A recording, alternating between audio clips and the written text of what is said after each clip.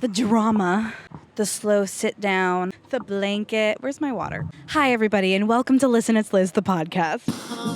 Oh, isn't that crazy to think? I think we're just going to call it Listen, It's Liz, but regardless, we're trying things. I really don't know how to use any of my equipment. I bought a bunch of stuff. Is this working? Is it recording? I've got no idea. We're going to figure it out, I think, in post. Regardless, what's up? How are we? If you are watching this, this means that I have finished my Kiss FM career as of this week, Tuesday. I haven't done it yet, so it still feels like a little surreal to think that my career will be done there. I guess not done there, but just my morning show will be, I'm retired. Somebody's like, did I see you're retiring? Is that what I use? And I guess, yeah, we could say I'm retiring from a 4 a.m. alarm clock, which let me tell you, I'm thrilled about. I guess I wanted to not stop talking to you. I wanted to continue the conversation, and I wanted to not lose the connection that we have. Because Central New York, or wherever you listen to me, I've had people message me since my announcement saying that they listen on the app and they're in different towns and or even states, I think. I just thought that this is something that I wanted to continue to do. And the best thing I could think of for my first episode is to talk about what happened. What the hell happened? Because I was trying to think of it for myself. And when I tell you this story, I mean, I actually put my notice in back in June that I would stay through the summer.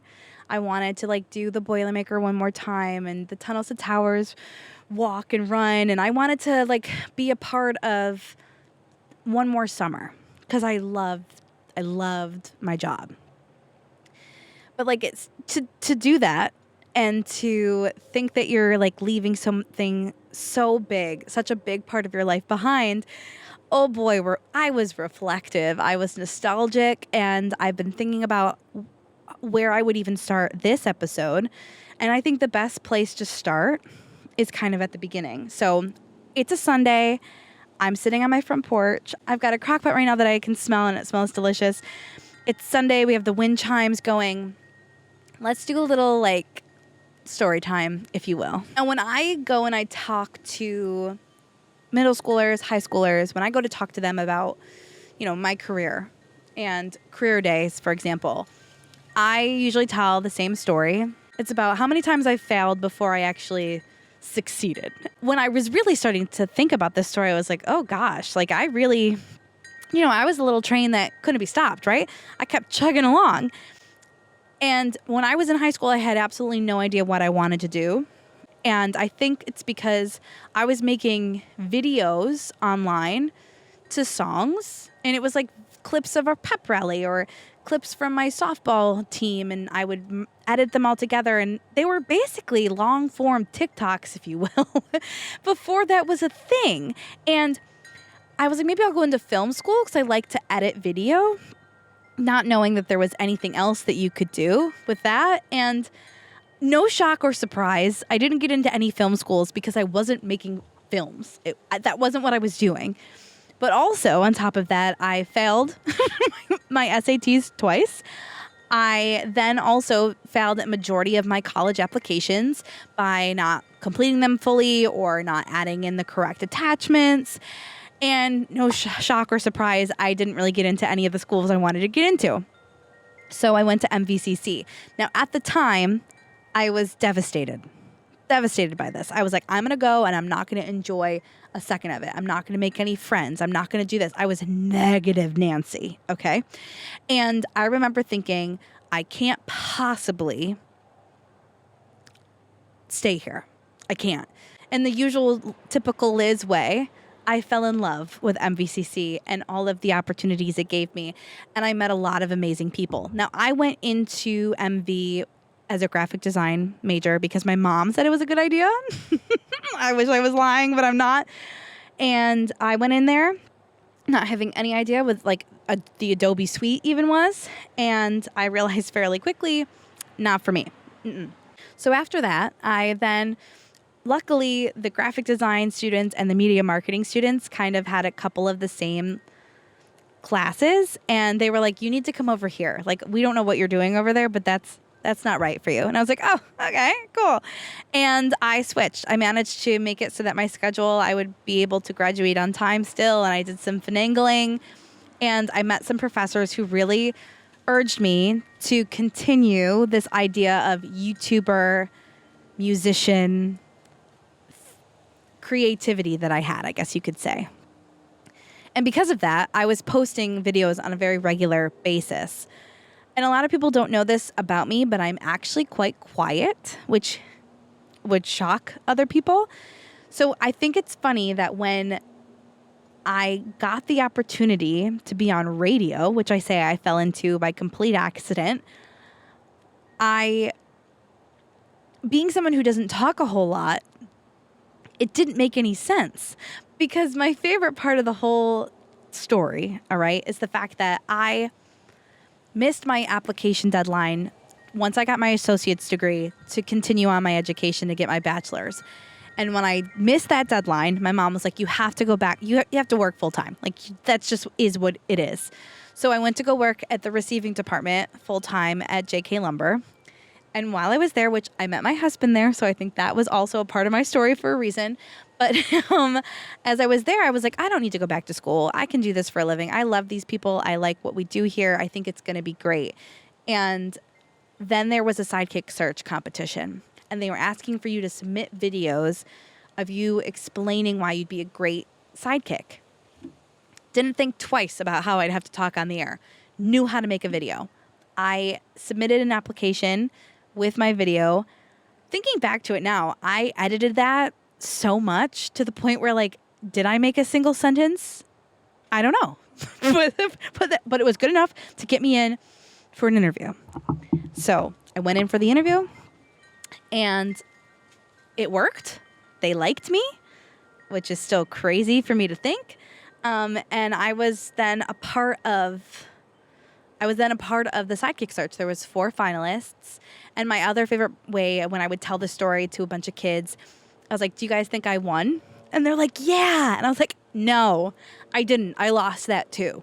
I lost that competition. And I remember thinking, once I had lost it, that's when I knew I wanted to do it. So now the receiving department wasn't going to be enough. I knew I wanted to be in that, like, advertising media world. So I was like, I made sure I got my application in, and I went to SUNY Poly. And here's another thing. Things happen for a reason.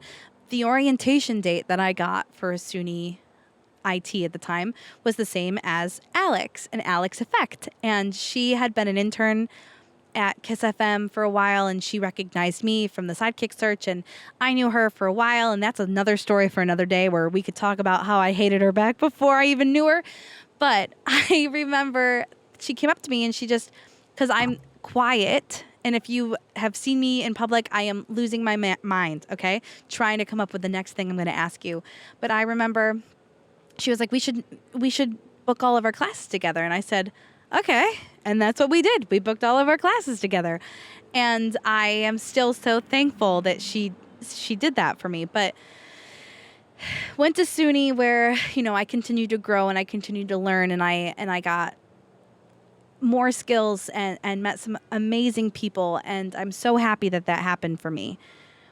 And then I got offered, when I graduated, to come in and be the morning show co-host.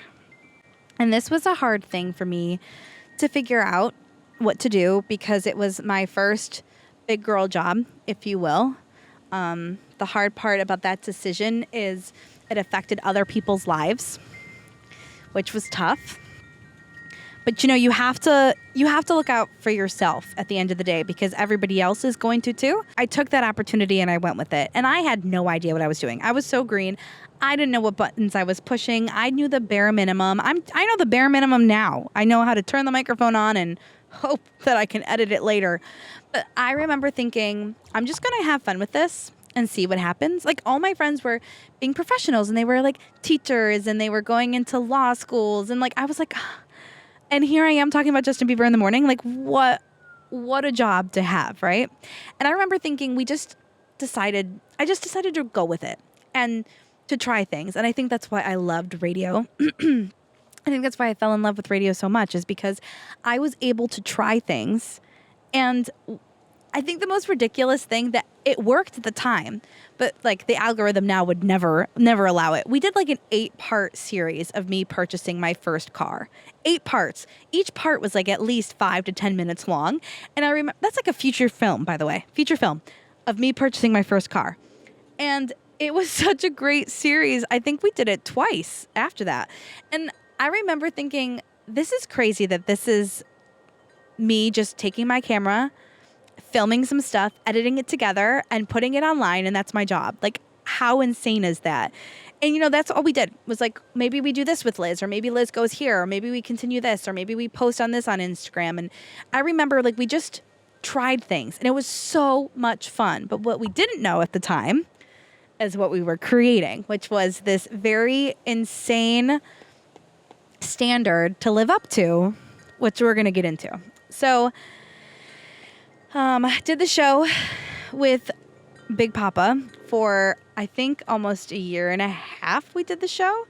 Or did we do 2 Christmases? I can't remember. But I just know that when he left, it was a surprise. I didn't know. Nobody in the building knew. When he left, I was given one of those opportunities to take something and run with it. And that's what I did.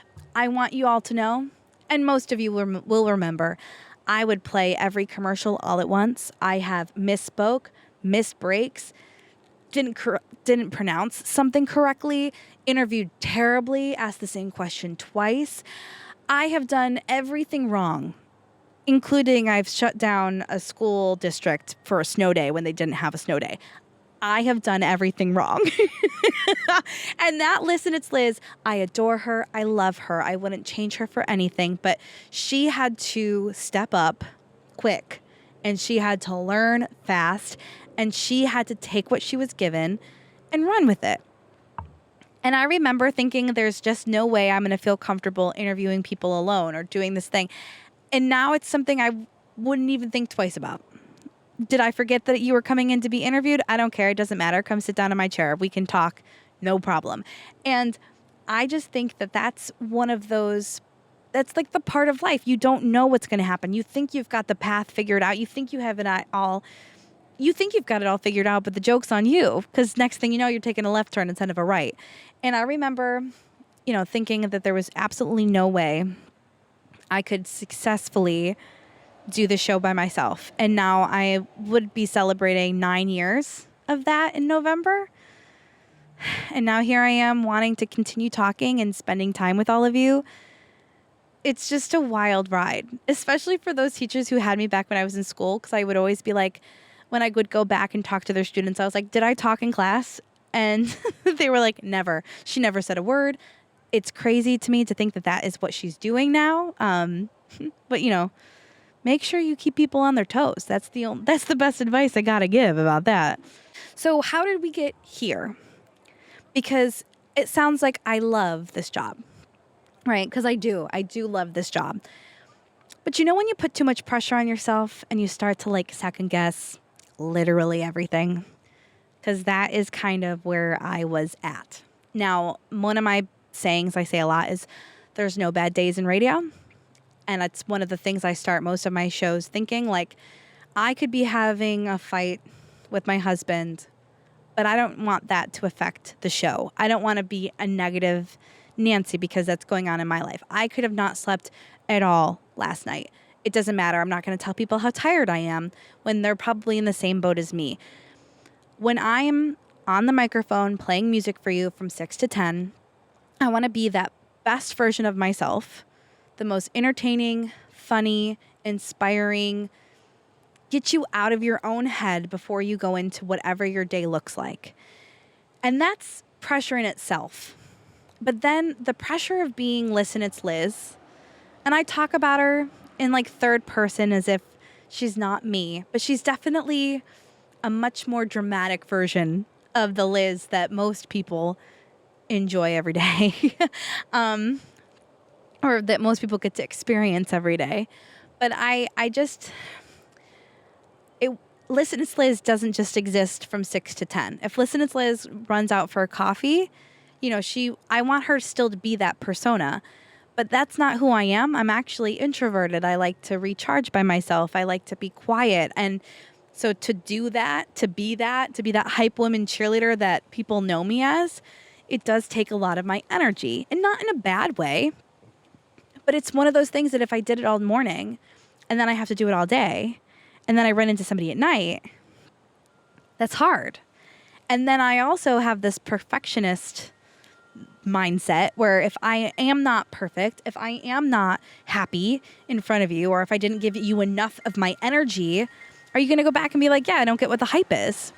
And of course, you can't be everybody's cup of tea. I preach that on the show all the time. There is no way that everybody can like you all of the time. Just absolutely no way. But it is, I feel like, important to note that it's easier said than done to not worry about it. And I don't want people to be like, yeah, that girl on the radio, she was totally annoying, or she was so miserable this day and whatever else. And it happens to the best of us, but that's what I don't want people to say or to do. So I've got this mindset that I have to be Listen It's Liz, and she's got to be on all the time. And it's online, it's on social media, it's when I'm running to get lunch, I'm running to the grocery store. And that's not easy for someone to do all the time for as long as I did it. Plus, adding in the pressure of wanting to be that is hard as well. And then closer to the end, I started to really add like a money value to it, which wasn't healthy either. I knew that like if this client was spending X amount of dollars and they were purchasing, say, like an interview with me or an event with me or a social media video, if I didn't put 110% into it, I felt like it wasn't going to be valuable enough. Like I felt like I wasn't enough. And I think that's ultimately what it came down to. And when you start being mean to yourself, you can't stay. Like you can't continue to do that. It just isn't right. So I probably realized that like last year around this time, and I was like, I got to change something. And it's not my family that's the problem, and it's my own head for sure. I was really unhappy, and I think it was just like this constant cycle of just like trying too hard and not understanding how to communicate that to people and giving more of myself to everybody else instead of making sure that I was keeping it for myself. Like I wasn't getting into TV shows anymore. I wasn't enjoying, didn't have any hobbies. I didn't have anything I was looking forward to. My camera roll, which this was another sign, and I'm really proud of myself for this year, but my camera roll was a majority of just work things, whether it was work events, work pictures, things for work, and never my family, my friends. So this is the year that I tried really hard to not have that happen again. When I was going back through my camera roll and I wanted to share like what my 2024 looked like, I was shocked because it was like the worst year yet that every picture was just like a coworker. And I was like, I don't think they would be putting me in their recaps of the year as much as I am. And that's not good. After I made that realization, I realized it was time to really make a change. And I got an offer, which I thought I could do. It was something so different though. And I kind of jumped into it because I was so ready to just challenge myself. But one of my cousins said to me, you have to be comfortable in the uncomfortable. He told me we were at my sister's wedding, and I remember, and I was a little drunk, and it stuck with me. Like that conversation repeated in my head over and over and over and over again. And I remember thinking, okay, if I'm going to be comfortable in the uncomfortable, I have to be willing to try something new and try something different. So maybe this is what that is. And I actually did put my notice in at the beginning of June, gave until the end of summer. And again, when things don't work out the way you see it, this is another great example, because here I thought I was going into something that I could really put myself into, and I didn't like it. And it wasn't even that I didn't like it. It was not the right job for me. I realized, working behind the scenes and in the numbers, I'm a very creative person. I just knew, I was like, this isn't going to last. And not in a bad way, but in a way where I wanted to do something more creative. And instead of wasting everybody's time and being in something that I didn't like or like trying to make it work, I wasn't going to do that because that was going to definitely lead to problems down the road. I was just going to be honest and continue to try to find something else instead. And here I thought I knew exactly what my life was going to look like. I'm a planner. I like to have things like decided for me and know what I'm going to get into. And it's just crazy to me. It's crazy to me to think that for what I thought was going to be the end of my 2025 for so long is not. And that I have actually accepted a new position to be a communications specialist where I get to do a mixture of really creative things, and I feel like it's a much better fit. And it's one of those things where what I thought I was going to do, I ended up, it was not for me. I thought I could get away with maybe ignoring like my creative brain telling me, what are you doing? Flashes like this is not right for you type of whatever type of energy, but it wasn't it. So here we are. Flash forward to present day. It's such a nice day and it's going to be a beautiful week. Such a nice day today, and I can't believe like this is where we're at. I don't know. If you want to come and follow along with somebody who is figuring out life as we go, please do. Let me know what you want to see. Let me know what you want me to cover. We can go and like I went to go talk about the Forest Hill trees at the Forest Hill Cemetery and how much carbon they take in and how much value that is and how crazy it is that we have so many species of trees in one location. And people were like, wow, I learned something new. And that's exactly what I wanted to do. And through this whole transitional period, I have had so many amazing people. Obviously, my friends, my family, my husband. He's been dealing with like the emotional roller coaster. My Prozac is not working hard enough. I can tell you right now, I haven't cried this much in weeks. But I just know that like I have a lot of people who are rooting for me, and so do you. And sometimes it's hard to reach out and ask for help or to talk about it. And sometimes just it's that one thing. Sometimes you get pushed. Sometimes you lose. Sometimes you don't get the opportunity to do something you thought you were easily going to do. And other times you just blindly go for it. I think back to young Liz who applied to be a sidekick search without even thinking twice about talking on the radio, and how crazy that is that she just did that. Because this version of Liz took 700 years to decide whether or not she should make this next move or not, and pro-con list and everything else. And obviously as you get older, you get wiser, but I feel like that also makes it so hard to like be uncomfortable. And did I think about going back to the radio station? Yeah. I'm not going to lie. I thought about it a lot. It's comfortable. I know exactly what I'm getting into. And it's because I knew I was going to miss this. So I figure, you know what? Let's have this in a different format. No music, which some of you are like, thank God you're not going to play any more Taylor Swift for us. And let's enjoy doing life together. Like I've grown up at Kiss FM and I've overshared there, and I can't wait to overshare here. If you want to be a part of the journey, follow along. I would love to have you here, and let's make a difference. Let's be uncomfortable. Let's do things out of our comfort zone and just be real, because at the end of the day, we don't have that much time. It's not worth living in the negative world. It just isn't.